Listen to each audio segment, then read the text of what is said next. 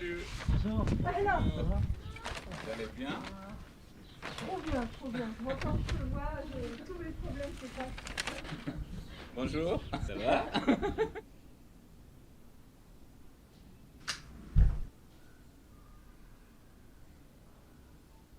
Mon expérience personnelle, mon vécu, ça a commencé par la famille et déjà en fait ce que j'ai pas compris et c'est que j'ai pas pu l'accepter que mon enfance en fait j'étais un enfant gâté. J'avais tout, en fait mon père et ma mère en fait n'avaient pas d'a priori et je voyais pas un esprit fermé. Le choc que j'ai eu c'est après avoir exprimé mon rejet envers l'islam. Donc tout a changé à partir de là. J'ai jamais pensé qu'un jour ma famille me rejettera. En 2011, après la soi-disant, je ne peux pas le dire autrement, mais la soi-disant révolution, le printemps arabe. Donc en fait, j'ai eu déjà un problème dans le cadre professionnel avec mon patron qui est venu un jour me dire si tu viens pas avec nous pour faire la prière le vendredi au mosquée, tu vas pas rester avec nous donc, et je me suis trouvé sans travail. J'ai tellement eu de problèmes parce qu'en fait, lorsqu'on est dans un cadre familial et qu'on est athée, tout problème, d'où il vient, c'est toujours à cause de l'athée, à cause du mécréant. Et c'est en fait, c'est comme un châtiment du bon Dieu envers la famille parce qu'il y a un membre mécréant. Donc un jour, en fait, je parlais avec ma mère. Elle, elle, elle me disait qu'il fallait se reconvertir vers l'islam, qu'il fallait comprendre que j'étais égaré. Mon frère n'a pas aimé mes réponses parce que pour moi, en fait, je veux pas qu'on me définisse comme étant juste un athée. C'est tout. Donc, je veux pas être que l'athée. Je suis une personne, j'ai mon caractère, ma personnalité. Et athée, c'est juste une simple réponse à une question simple. Est-ce qu'il y a un Dieu? Non. Je me suis trouvé en fait coincé et emprisonné dans cette définition-là. Mon frère m'a agressé, m'a tapé. En fait, j'étais battu par mon frère. Mon père et ma mère ne m'ont pas défendu. Et je me suis trouvé dans la rue pendant un mois. Les problèmes qu'a eu les athées en Tunisie, on a compris que on n'avait pas le droit de parler. On avait juste le droit de dire ce que tout le monde pense. Si on a une idéologie différente, euh, le seul droit qu'on avait, c'est de se taire. On peut réfléchir comme on veut, mais pas l'exprimer. En fait, liberté de conscience sans liberté d'expression, ça veut rien dire. Une personne ne se définit que par sa liberté d'expression, par ses paroles. C'est le seul outil qu'on a pour exister. Le seul droit qu'a un athée, c'est le droit de se taire. Ne dis rien, ne t'exprime pas. En fait, si tu as une pensée différente, laisse-la à toi. C'est tout. Donc, athée intérieurement. Il n'y a pas d'athée qui peut extérioriser ou parler ou s'exprimer. Selon la DPL, donc l'Association de défense de pensée libre, une idée de nous faire reconnaître, de s'afficher, de dire ce qu'on pense, d'essayer en fait d'exister dans la société tunisienne. Mais après, en fait, ce que j'ai pas aimé dans l'association, que déjà, elle a été politisée. Donc, il y a des membres qui ont choisi d'intégrer un parti politique. Ils ont choisi de ne pas parler de la religion. Ils ont choisi de se focaliser sur l'économie. Ils ne voulaient plus parler de la religion. Et on a perdu en fait des gens à cause de ça. J'avais toujours peur. En fait, à chaque fois que quelqu'un toquait à ma porte, je me disais que c'était des gens qui venaient en fait me taper, me tuer. Je savais pas. Donc en fait, avec la société, en fait, je me suis pas caché. Je le disais ouvertement. En fait, lorsque je parlais avec des gens, je disais toujours que je suis athée. Et j'ai connu en fait le rejet. En fait, euh, au début, les gens en fait essayent de t'imposer leur idéologie. Ils comprennent que en fait tu vas pas changer de pensée ou tu vas pas en fait accepter plutôt accepter ou suivre plutôt leur idéologie. Ils te laissent à côté, ils te délaissent et tu te trouves en fait seul. Il n'y a personne qui te parle, il n'y a personne qui t'adresse la parole. On était dans un plateau de production, en fait, c'est une grande salle. Et en fait, il y a les collègues qui forment un groupe, en fait, solide entre eux. Et il n'y a que moi qui est au bout, derrière, en fait, et il n'y a personne autour de moi, en fait. J'avais pas, en fait, un collègue qui s'asseyait à côté de moi ou qui essayait de me parler. En fait, j'ai même eu, en fait, une autre agression par ma belle famille. En fait, les cousins et les oncles de mon ex-femme m'ont tapé pour cette raison-là. C'est pas acceptable d'être irreligieux ou d'être athée. Donc, faut euh, me corriger. Je passais des nuits à ne pas pouvoir dormir parce que je me disais que si en fait la logique que j'avais était erronée et que en fait je j'avais pas pu comprendre ou analyser tout en fait envers la religion, je risquais gros en fait. En fait, j'avais toujours peur de la mort.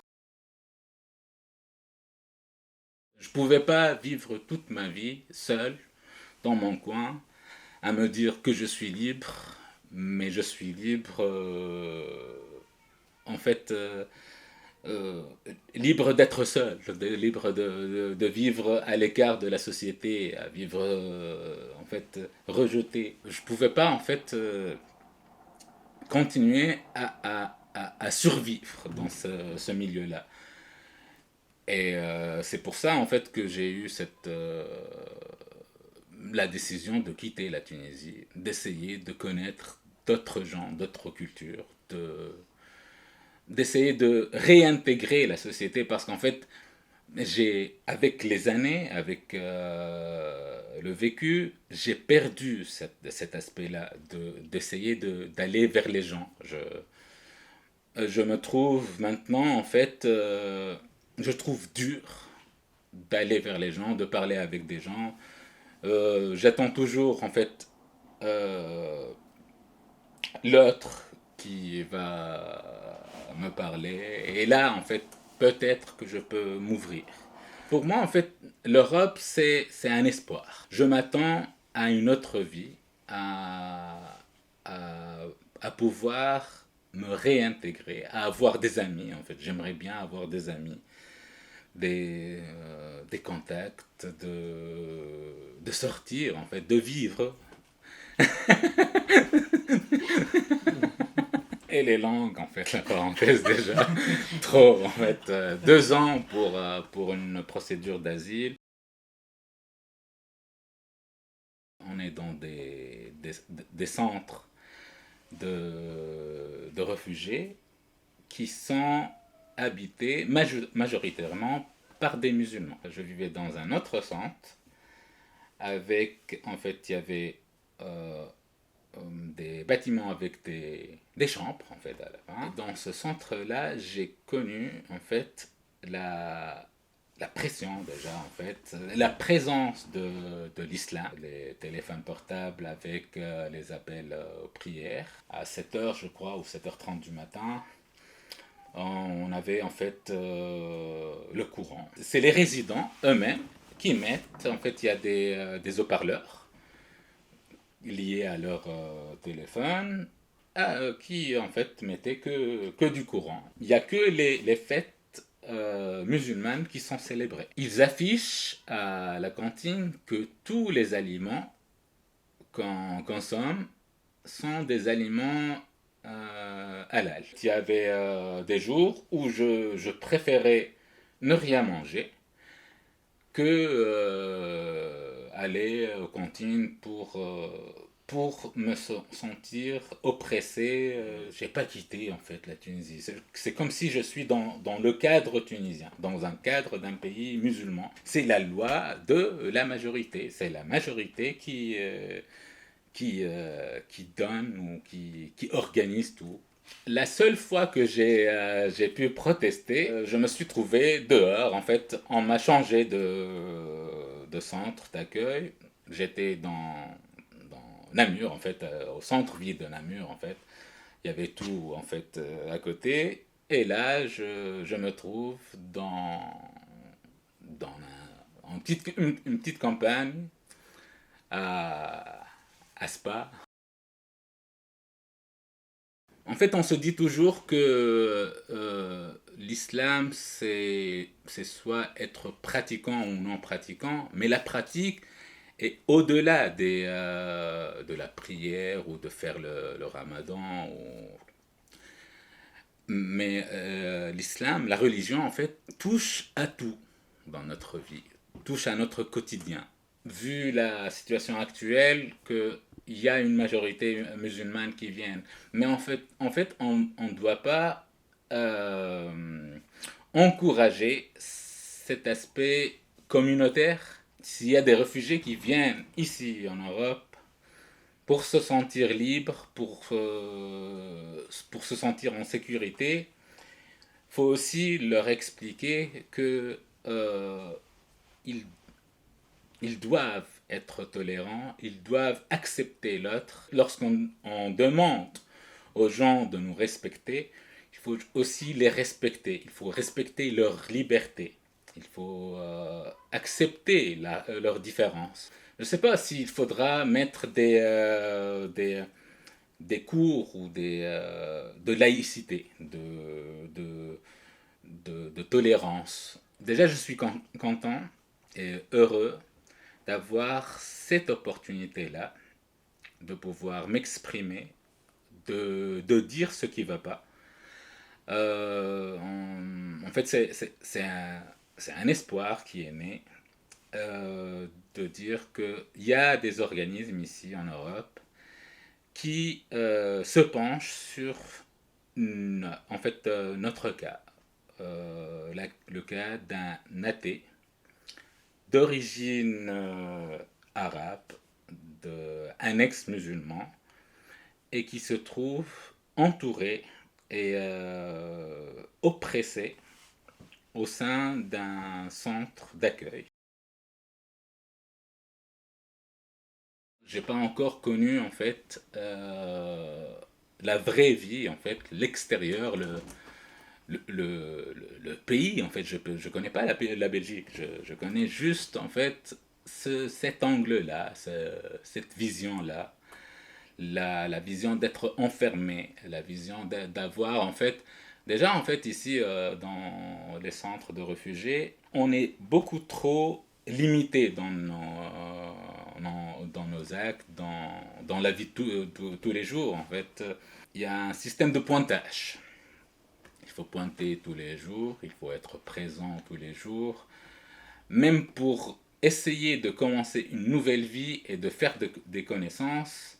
On ne nous laisse pas la liberté de le faire. C'est lent et dur, c'est très très très lent. En fait, 2 ans, je ne sais pas comment on peut réintégrer une personne qui a vécu euh, isolée toute cette période-là. Il n'y a même pas un support ou une assistance pour essayer de nous inculquer ou de nous, en fait, de nous faire connaître ce pays-là, cette culture-là,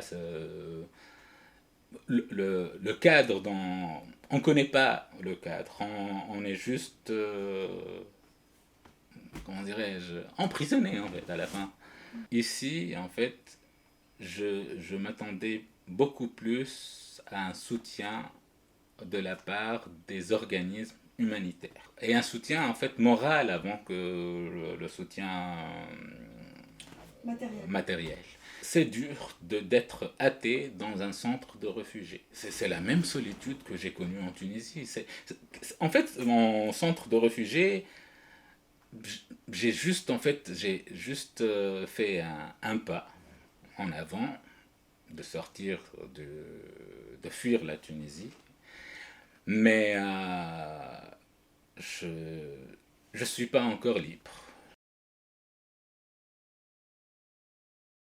J'avais eu même un choc ici, hein, lorsque je suis arrivé ici en Belgique, après un mois, 2 mois je crois. J'ai entendu, en fait, c'est mon cousin, en fait, mon seul contact en Tunisie, m'a rapporté que ma mère est morte. Et donc, en fait, déjà, en fait, je laisse pas exprimer mes sentiments. Je parle pas de mes sentiments. J'aime pas, en fait, me sentir faible.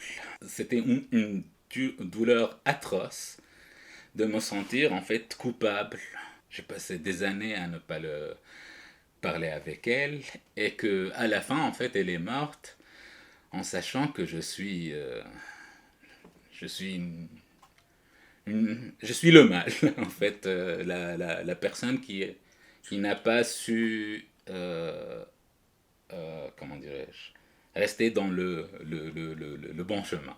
Je ne sais pas si je pourrais sortir de cette culpabilité, mais je ne sais pas, en fait, je pourrais jamais, en fait, m'exprimer envers ma mère et lui dire que c'est un aspect sain de la société si on a une diversité. C'était, en fait, j'ai un fils qui a aujourd'hui 12 ans, 12 ans, presque 13 ans. Et il y a 2, 3 ans de ça, il est venu me poser une question que j'ai pas pu y répondre. Il m'a dit pourquoi t'aimes pas Dieu. En fait, donc déjà il a posé le fait qu'il y a un Dieu et qu'il fallait l'aimer. J'ai jamais pu en fait lui répondre et déjà il y a, je crois que 9, 10 mois que j'ai pas parlé à mon fils parce que je trouve pas comment déjà lui parler. Je veux pas lui imposer des choses, je veux pas en fait le guider, je veux lui laisser libre de penser ce qu'il veut.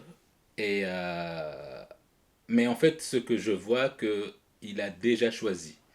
Il est déjà en fait, il a été en fait éduqué dans le sens où il faudra qu'il soit un bon musulman. Et donc, déjà, en fait, je sens que j'ai perdu mon fils